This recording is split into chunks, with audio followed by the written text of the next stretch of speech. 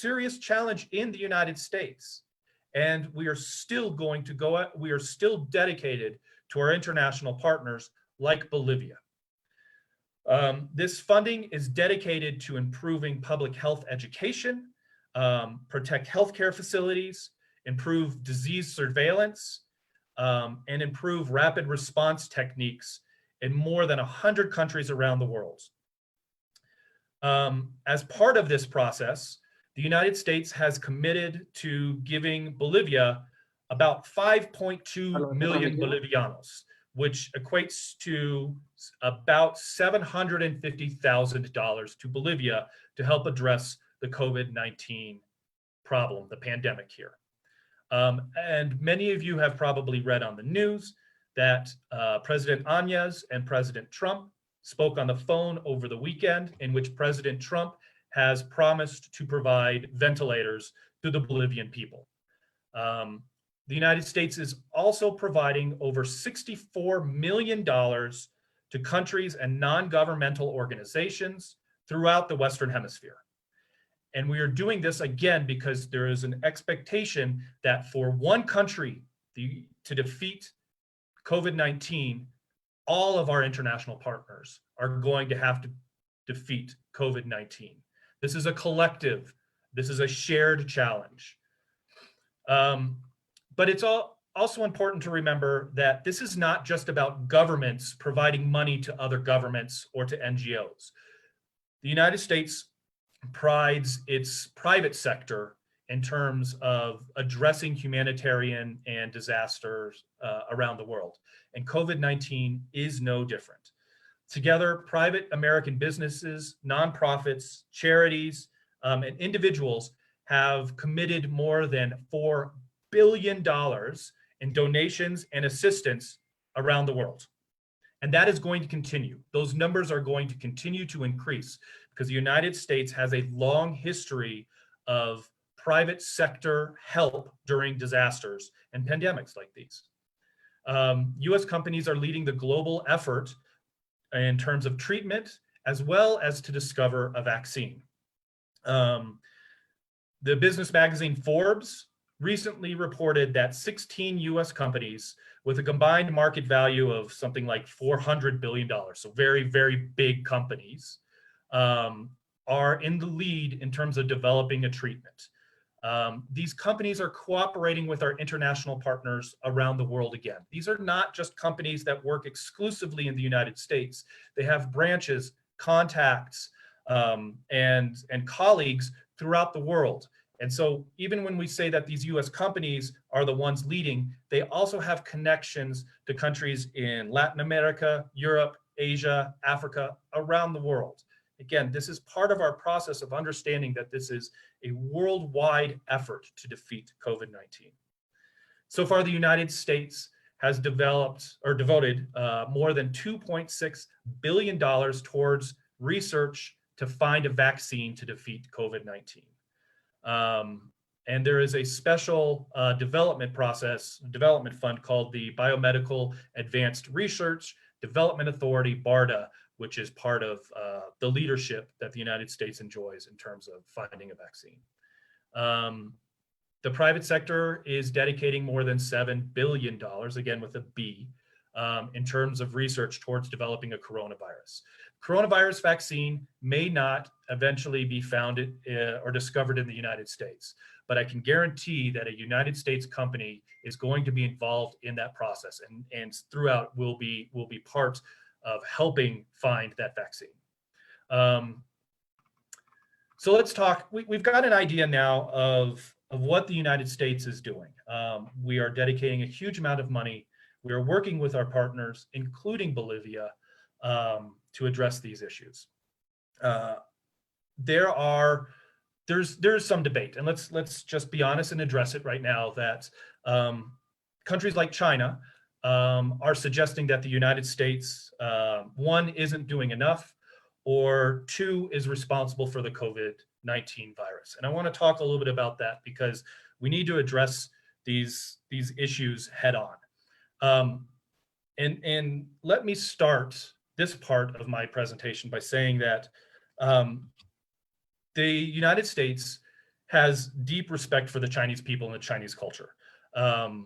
The problem that we have right now is with the Chinese government. The Chinese Communist government has been pushing a false narrative about the United States, and has been desperate to try to push responsibility for COVID-19 to the United States.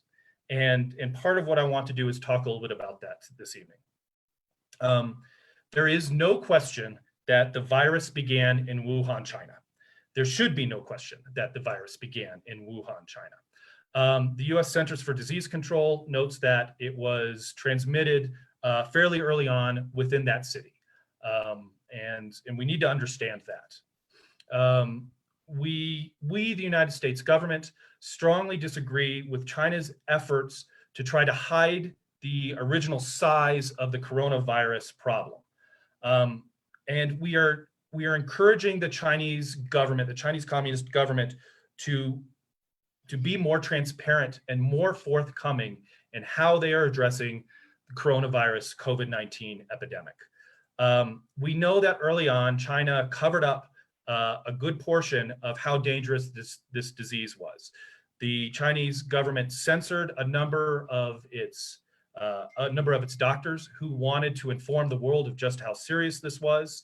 And the Chinese government has prevented US and European scientists from being able to access some of the original samples of the coronavirus, because we are trying to figure out exactly how to get to a vaccine, and getting to the original samples that exist would be significant. But unfortunately, Western scientists, American scientists, scientists from other countries around the world have not been able to get access to those files or those samples because the Chinese government refuses to offer them up. We also, I know many of you are in Santa Cruz, and you probably saw in El Deber about 2 weeks ago that there was an op-ed that was penned by the consul, the Chinese consul in Santa Cruz, in which he accused the United States of starting coronavirus as well as starting a number of other diseases. This is not true. I would encourage anybody that has questions about that to go to reputable medical sites and to educate yourselves on where the diseases came from and where responsibility comes from. Ultimately, the United States is asking the Chinese government to be more transparent in its efforts and to cooperate with us more. China is a critical partner in this. China and the Chinese government is filled with a lot of really, really intelligent people. And for us collectively as a world to be able to address COVID-19, we need the Chinese to be more proactive, more forthcoming, and more transparent in their efforts. They need to cooperate more. So once we have that, once we get that sort of cooperation, the chance for us to develop a vaccine goes up exponentially. And for what it's worth, the United States will continue to be a leader in coordinating other countries in terms of the vaccine and combating COVID-19.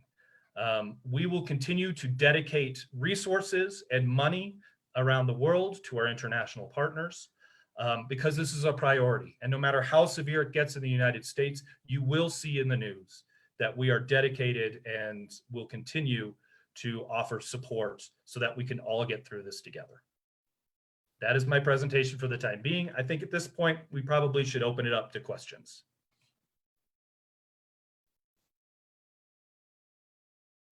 Rene, I think you're muted. I can't hear you. It's true. Thank you. Sorry, still learning to use these digital tools. It is a new world for all of us. It's a new world, exactly, and it'll definitely be a complete new world after we come back to our workplaces. Yeah. I guess, as everybody's saying. Thank you, Chris. While we're waiting for some questions, let me tell you that we are on Facebook Live as well, and some of the questions may come from there as well. But well, that's great. I guess the what you're saying is definitely the fact that China has not been very cooperative about it, hasn't helped much. Um, and as we all know, the actual traveling route of the virus went through Europe before actually got here. So the damage was pretty much done before getting to us, as Right. we're talking about numbers, obviously. So we now have our native cases and native samplings and stuff like that. But you mentioned that we still need help or at least cooperation from China. Are you also talking about the developing of vaccines or some kind of treatment, or you think because it started there, the original, I don't know, strain would be there, something like that? Is that the idea? Yeah, I think that that's exactly the idea, is that there's still a lot of information that is being held by the Chinese government at this point that would be critical for researchers around the world, not just in the United States, but around the world to analyze, deconstruct, and then eventually build a vaccine. Um, and we, the United States and other countries, have had difficulties working with the Chinese government in getting access to that. What it ultimately comes down to, I think, is a difference in perspective. The United States understands that this is a global pandemic, and for us to solve it, it is an us in the sense of the world. This isn't just us, the United States. It's us, Bolivia. It's us, Chile, Argentina. It's us, Canada. It's us, the United Kingdom, Russia, Japan, Taiwan, and China. All of us have to cooperate in as transparent and aggressive as method as possible now. And so holding back information because it might be embarrassing or because it doesn't meet with your policy is exactly what we don't need right now, and which is exactly, unfortunately, the Chinese government is doing. So it's a question of perspective. Is it a priority for countries to work together to solve this? Or is it a priority to hold on information and try to avoid responsibility? Okay, wow, interesting. There is one general question here on the chat. Is the U.S. government still, says that I'm just reading the question, Yeah, I see still it. going to sue China because of its economical responsibility because of the virus? So that's a great question. And the answer, to be completely frank, is I don't know. It is ultimately up to the White House and the administration to decide what avenue the United States government is going to take with our international partners in terms of accountability for China. My expectation is something will be done because there is an accountability and a transparency aspect to what China is doing and what China has done. Far too much information was hidden for far too long. It is possible that this pandemic could have been addressed much earlier had the Chinese government been more forthcoming with the information. Instead, it tried to hide it. It tried to avoid initial responsibility, and now we are seeing that it's trying to change the narrative, to change the story, so that it doesn't have to take responsibility. What that responsibility, what mechanisms, what processes are used to make sure that China takes the responsibility it deserves to take, I don't know. It's still too early. And I mean, we are still working through solving the worst parts of COVID-19. We are still collectively, both Bolivia and the United States, deep in the middle of this pandemic. So this might not be the best time to talk about what the repercussions will be for avoiding accountability. But my expectation is at some point there absolutely will be, and there should be. I don't know if there is a Facebook Live question, but we do have another one here. And I'm just going to read it, kind of like sorting it out at the same time. It says, how do the government of the U.S. help people who do not have access to health insurance?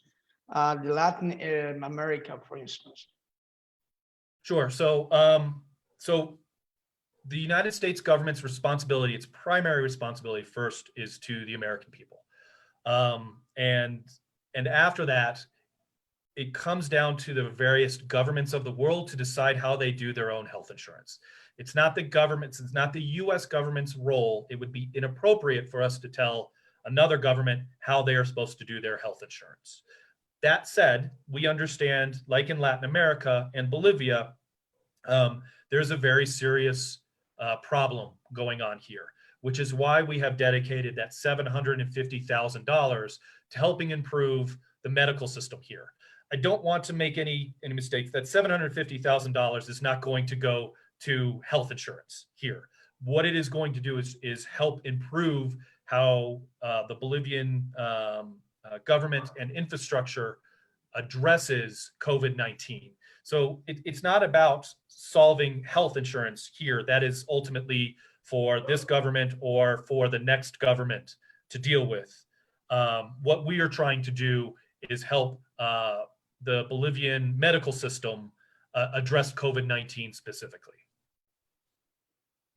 Well, thank you. Another question placed on the chat box says, how is the US going on or progressing on the COVID-19 vaccine? I guess the question goes because we all get so many messages about it, and some of them is like it's going to be out tomorrow, and no, it takes a while. Do you have any official news about it? So official news is what I have seen and the information that I have gotten from some of the leaders in the administration. And the expectation is that a vaccine probably will not be ready until sometime in this winter. I'm not a medical doctor. I don't know the specifics of why that is being said, but I have seen in a number of cases, both within the news and from official communications, that the earliest we really can expect to see a vaccine would be in winter. And that is because there's a process. Chris, you mean winter in the US? Yeah, sorry. Yes, you're absolutely right. Sorry. Just to place everybody. Yes, that is. So let me say December, like December-ish, let's say plus or minus. And this is an estimation. It is not a hard and fast rule. But as I understand, it takes a while to get a vaccine out, even at the point where they discover that a vaccine is ready. If in the next couple weeks, somebody in the United States or Italy or Europe or in Bolivia discovers a vaccine and it's proven to work, it's still a long process to get that vaccine to market. You still have to produce millions of those vaccines. And depending on what the ingredients are, it can sometimes take a long time to develop those ingredients. So it's something to keep in mind is even when we discover what the vaccine looks like, even when we collectively, the world, have a vaccine, it's going to likely take months and months for it to be able to be produced in numbers to address all of humanity. That's true. We do have a couple of questions now on the waiting list. Let me go over them. The very first one is on local political situation. Is any positions or I guess official positions on, is it the best time to call presidential elections in Bolivia? Okay. Yeah. So that from and our official policy on this is that is absolutely the Bolivian people's decision. That is for the legislature, for the executive, for the president, and for the TSE to work out. And I understand there are negotiations going on right now. I understand it is a very contentious issue, but that is not for the US government to say. When those elections come about, our job is to make sure, again, in terms of transparency, that we can help make sure that those elections and the processes leading up to the elections are as transparent as possible. We were getting ready for that before the quarantine came. We will do that again once we know exactly when the elections are going to occur. But our job is to make sure that the Bolivian people have as high of a confidence as they can in their electoral system. And we will do that with partners. We will work with other countries, with NGOs, with donors, and the Organization of the American States to make sure that this election, this upcoming election, is one that the Bolivian people can be proud of. Because, I mean, even in I've only been here for what now, 9 months, and going into Bolivia's history, Bolivia has a very long and proud history of democracy, of leading this area in terms of democracy in a lot of cases. And it's time to return to that. It's time to return to a situation where Bolivia is a beacon of democracy, is a leader in the Western Hemisphere, in Latin America, in terms of democracy. That'd be a win for both the Bolivian people and the American people. Well, thank you for reminding us of that. Another question goes about, what about the relationship or the position of the US government with international organizations such as the UN or the World Health Organization? So on the UN, to give you an example, our relationship with those organizations generally remain well. We'll talk about the World Health Organization in a second. But with like the UN, the $750,000 that the United States is giving to Bolivia is through UNICEF, is through the United Nations. So we are giving that money to UNICEF because they have a really good apparatus here. They have good people and they understand Bolivia. And we are giving that money to UNICEF, who will then distribute that money to help fight COVID-19. So our relationship with the UN is actually quite strong, especially here in Bolivia. The UN has a very, very important role to play in terms of addressing COVID-19, in terms of coordinating countries, in terms of leadership. People often forget that the United States is host to the United Nations in New York.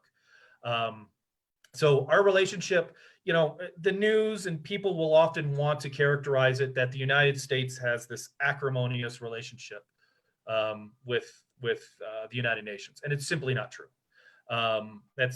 We have a very strong, very positive working relationship around the world and in Bolivia with the United Nations. The World Health Organization, we have generally a productive relationship with them as well. The issue right now is that we have concerns. President Trump specifically has some very, very reasonable concerns regarding how the WHO handled the outbreak of COVID-19. There is some evidence that suggests that the World Health Organization did not react fast enough. It had information about how serious this was and coordinated directly with the Chinese government and not with other donor countries. And so ultimately didn't react to the COVID-19 outbreak fast enough. So at this point now, the Trump administration has suspended our funding to the World Health Organization, and there is a review that is going on within the United States and within the World Health Organization in regards to what the WHO did during those first critical weeks and months where information about COVID-19 came to light. This is a reasonable reaction. And it's also really important to note that the United States has $400 million dedicated to the World Health Organization. That is a huge amount of money. We are a huge donor. In comparison, China had $40 million. They've added a little bit since then, but they are a tenth of what the United States. When the United States government dedicates that much money, we expect results. We expect transparency. And in this case, we are not sure that the WHO was fully transparent. So we are doing due diligence with $400 million of US taxpayer money. Our job within the government is to make sure that money was being used wisely. And that's what's going on right now. I think it is a reasonable thing. If anybody dedicated that much money to an organization, whatever organization it was, you personally, if you did it, and something weird happened, it would be completely reasonable for you to go back and be like, okay, let's look at exactly how this went down. And is it reasonable for us to just continue to give $400 million blindly? Or again, from an accountability and transparency aspect, is this something that we need to help improve? And that's why we're going through this process. Okay, so there are some questions to be answered by the WHO as well, I guess. Interesting. Yeah. Definitely. There is another question here. Well, as I'm going to have an introduction of my own. Assuming that this wasn't within the budget or in any budget around the world, is there a limit to the expending of this because of the amount of money that is requested in order to handle this pandemic, I guess? I don't believe there is a limit. That's ultimately for Congress, for the US Congress to decide, because they control the money. They give the money to the executive branch, which I am part of, and then we distribute the money or we spend it appropriately. But I know that the amount of money that the United States is donating around the world has just gone up in just the last 2 days. So I was looking at my notes, and it originally said about $775 million had been dedicated around the world. That number has changed in the last 48 hours to 900 million because the United States government and the United States public has increased that amount. My personal expectation is that amount is going to continue to go up. So I don't think there is really a limit, but ultimately it comes down to Congress and to the American people to decide how much money can ultimately be given. Hey, another question is, how do you think the Bolivia-US relationship will go on after the pandemic? I really, and I wish I could look all of you guys, everybody out there in the eyes and tell you, I firmly believe that the relationship between the United States and Bolivia is on the right track. And that after this pandemic, that the United States and Bolivia are going to be partners in Latin America. We are going to be working together. And it's something I'm really excited about. I mean, for the last 14 years, the United States has been sidelined. And it's been, we still have a presence in Bolivia. I mean, the embassy is still here. I'm here. I got here before the transition in November. So we have always had a presence here. But I think going forward that there's a lot of opportunities. There's a lot of business opportunities. There's a lot of people-to-people opportunities. There's a lot of education opportunities that were not present in Bolivia for the last 14 years that will now become more and more and more available. And that's really, really exciting, is these connections between the Bolivian people and the American people are going to increase.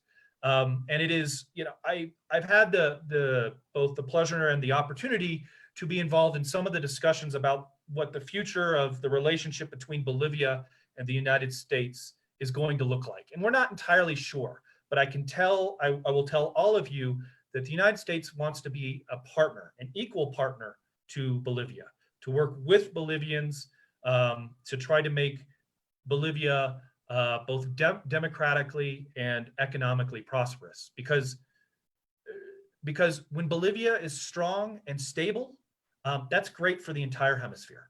That works for all of us, and that ultimately pays off for the American people, because that increases business opportunities in both countries. That makes everybody potentially a little bit richer, and economically, it makes both countries more stable. So that's really exciting from our perspective, is that there's a lot of opportunities. There's a lot of areas for growth between America and Bolivia. Well, thank you. That's great news to hear. Let me just mention something that, almost I would say everybody and a couple more are actually thanking you for the presentation and answering their questioning. Marcela, Guillermo, Alejandro, Alvaro, Sergio, Alan, Wilder, everybody's thanking you for the presentation and answering the questions placed. Eliana, Monica, Jericho, definitely. And there are a couple of questions slash comments about it. Let me just read them to you. It says, Jericho says, all help is welcome, even more in difficult times. Has there already been coordination about help and support of biosecurity equipment and COVID-19 tests between Bolivia and the US government? So there already has been coordination in terms of biosecurity and making sure that information between Bolivia's government and the US government is shared to help both sides understand the extent of the pandemic, but also to help both researchers have as much information as possible to address the pandemic. In terms of tests, I actually don't know. I wish I had that answer, but I don't. Well, Ademar also states an opinion and a question at the end. It says, from my point of view, China wants to be the hero for all the world. For that reason, this is a competition in order to find the correct vaccine. But days ago, I read an article and it was about coronavirus was created in a lab. Later, there was another article highlighting that the US president is still blaming China. I guess you already talked about it. He's still asking, what do you think about it? And then several people thanking you for the presentation and answers. But I think it's a good question still, because I think it gets to this insecurity that we all have, this confusion about where it started and how to address it. Those two things are connected. And yes, there's a question about responsibility.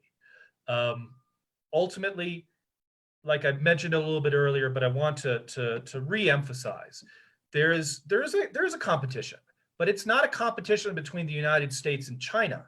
It's a competition between points of view of how to address COVID-19. Is it one country is going to solve it, or is it that a community of countries is going to solve it?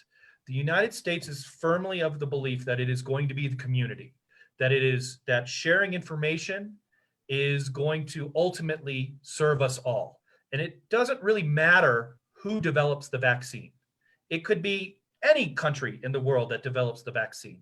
The importance is getting to a vaccine as quickly as possible. And the way to do that is with information sharing and transparency. So that's where the competition is. It's a competition in terms of views on the best way to solve this. And I'm pretty comfortable saying that I think the United States, and it's my job, but I'm comfortable saying that the United States has the best approach to this, that working with as many countries and as many researchers as possible is absolutely the way for us to get to a vaccine as quickly as possible. Interesting. It pops to my mind, to my head right now. I mean, kind of like a COVID-19. It's a collaborative cooperation challenge. I guess that's the basic statement that you're placing. It is, and to take that a little bit farther, I mean, when we get out of this pandemic, the world is going to be different. And in many ways, I think the world is going to be better. And in terms of research and sharing scientific information, I think the world is going to be better, is because COVID-19 is pushing countries like the United States, like Bolivia, countries in Europe and Asia, to share as much information as possible, as quickly as possible. And ultimately, when we get out of this, those relationships between scientists and researchers and governments is going to be stronger because of this. I am an optimist by nature, but that is one of the things I think we are going to get out of this, is a stronger and more resilient healthcare infrastructure around the world. We are going to understand pandemics better. We are going to treat them seriously. And the United States wants to remain one of the leaders on that in working with our partners. Okay, well, thank you, Chris. Some non-topic related questions are popping up. So I guess, It's okay. oh, they're asking about our free English classes. You know what? No, let's take that opportunity. Rene, let's talk about your English classes right now, because Okay. this is, outside of COVID-19 and everything else, what the CBAs do right now is absolutely essential, is really, really important. So take the time, please, and tell the people about the classes that the CBAs offer. En Okay, español well, o inglés, ¿cuál es su preferencia? well, mucho thank you, Chris.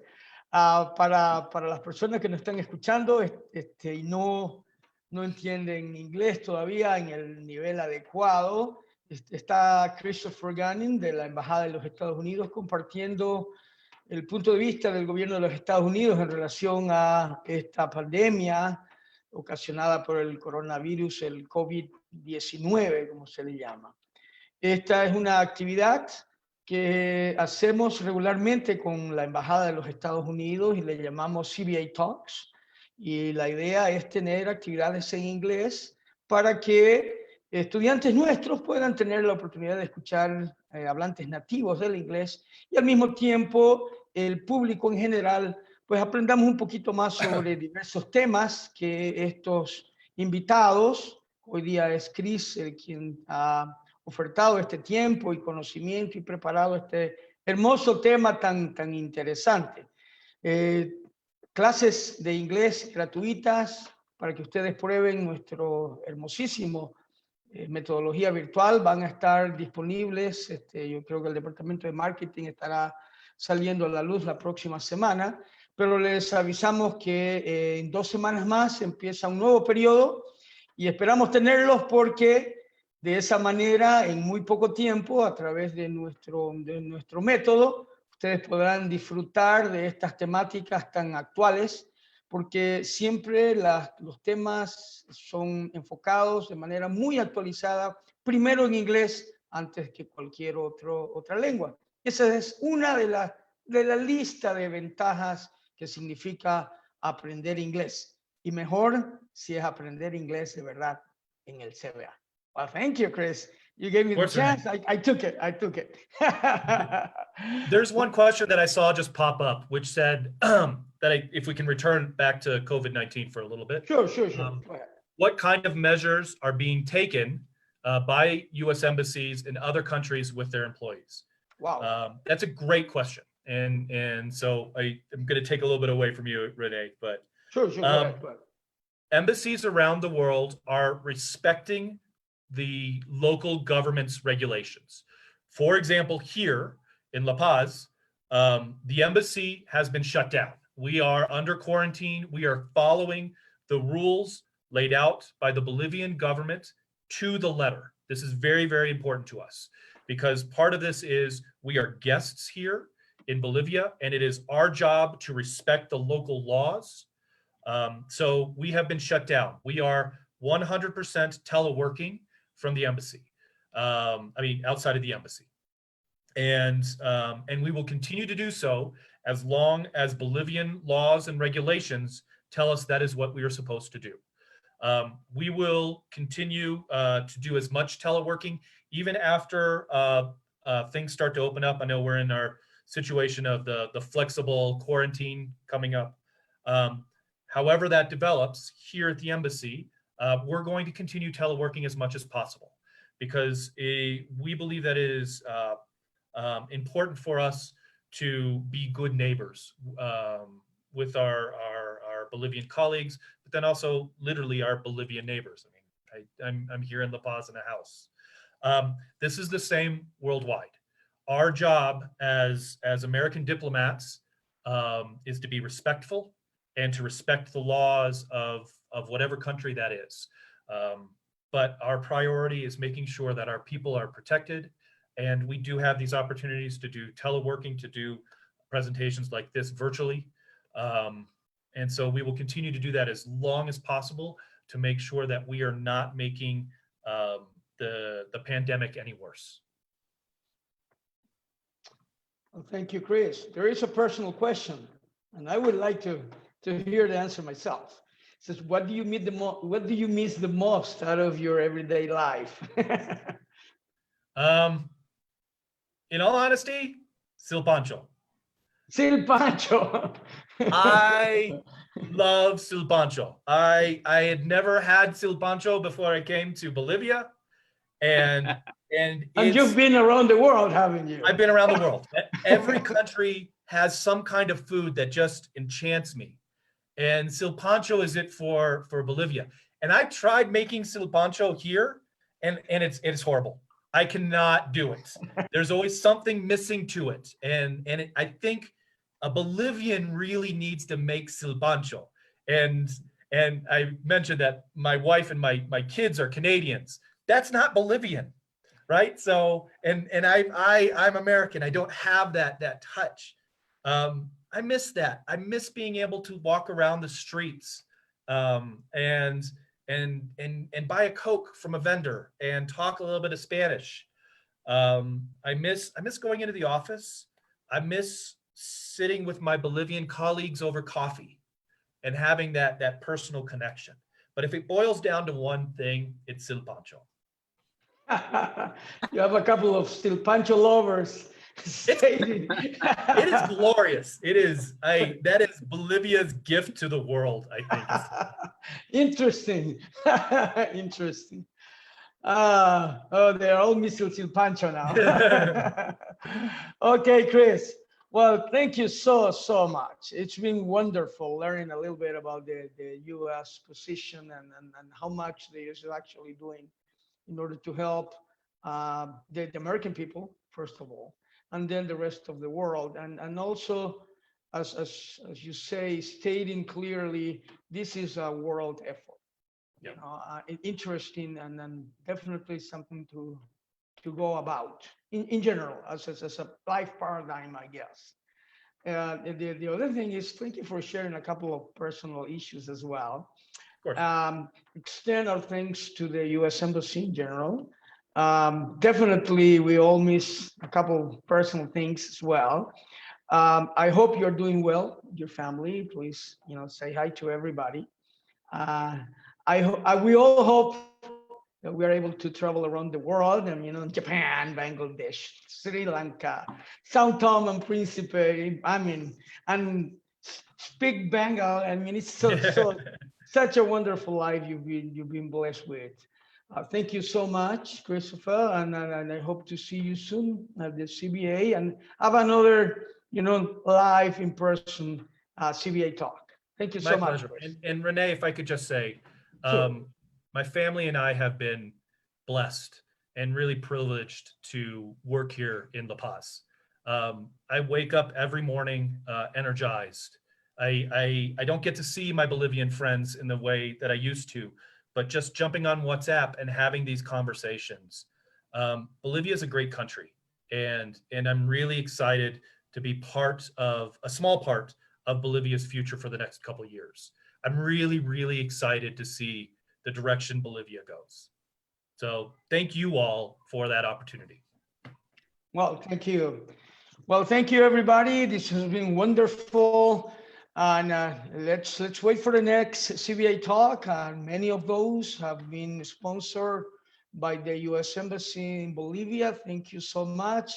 And I guess I'll see you later. And, I need to say it, check out the next term opening and let's learn English.